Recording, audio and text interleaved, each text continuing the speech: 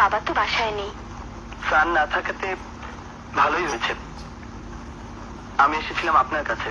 কারণটা জানতে পারি কি? আপনার সাথে ঘটে যাওয়া প্রত্যেকটি ঘটনা ঘটনা মতো মনে হচ্ছে। বারবার কেন যে এমন হচ্ছে তা আমি নিজেও বুঝতে পারছি না। বোধহয় আমাদের রাশিতে লেখা ছিল। কি জানি, আমি কিন্তু ভীষণ অস্বস্তি বোধ করছি। নিজেকে অপরাধী বলে মনে হয়। বিশ্বাস করুন, এসব আমার ইচ্ছাকৃত নয়। কে আপনাকে সাফাই গাইতে বলেছে?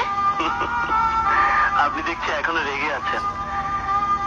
দেখুন, আপনি যদি সবকিছু সহজভাবে মেনে না নেন তাহলে আমার আর স্যারের কাছে পড়তে আসা হবে না। কেন? আমার সহজ হওয়ার সাথে আপনার পড়াশোনার কি সম্পর্ক? আমি ঠিক স্বাভাবিক হতে পারছি না। পদে পদে বিব্রত বোধ করছি।